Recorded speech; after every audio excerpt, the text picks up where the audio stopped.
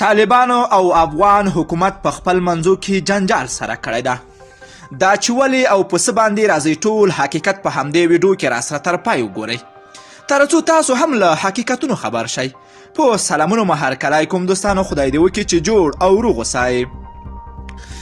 طالبانو د بندیانو د خلاصون په تړاو له حکومتي لوري سره د ناستو د ځنډ اعلان کړی ده او نه غواړي چې نور د افغان حکومت سره په دې ناستو کې کینی.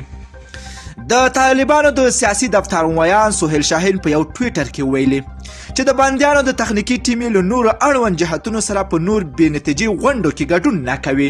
خدای دې در باندې هیڅ ونه کړي. شاهین لیکلي چې د دوی د بندیانو د کمیسیون تخنیکي ټیم د بندیانو د تصدیق او تثبیت لپاره کابل ته لیږل شوي وو، ځکه د لاسلیک شوي توافقنامې او شوي وعدې مطابق د بندیانو خلاصون پیلودونکی وو.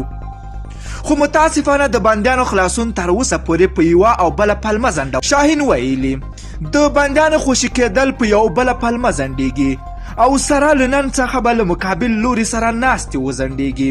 خدای دې در باندې هیڅ ونه کړي.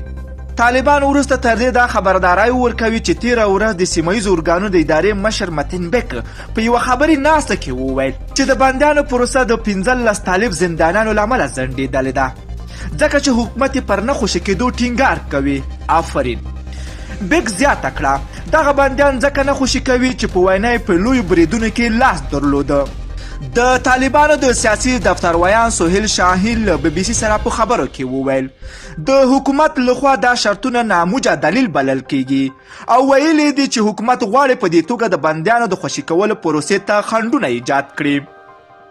شاهین زیاته کړه دغه 15 تنه بندیان د هغو 50,000 کسانو په لیست کې شامل دي چې د امریکا او طالبانو ترمنځ شوي تړون له مخې به خوشي کیږي. له امریکا سره د کړي زما سره خو د تړون نه ده کړی.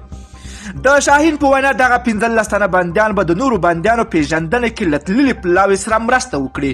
خدای دې هیڅ په ونه کړي. دوستانو، ستاسو د افغان چارواکو او طالبانو ترمنځ دغه جنجالای څه ارزوئ؟ راځئ خواږه نظرونه په کمنټ کې راسره ولیکئ. که ویډیو مو خوښه شوې نو حتما لایک او شیر کړئ. که غواړئ له همداسې دقیقو معلوماتو خبر سئ د پښتو نیوز چینل حتما در سره سبسکرایب کړئ. نور مو په پاک رب سپارم. الله مو مل شه. خو وخت درته غواړمه.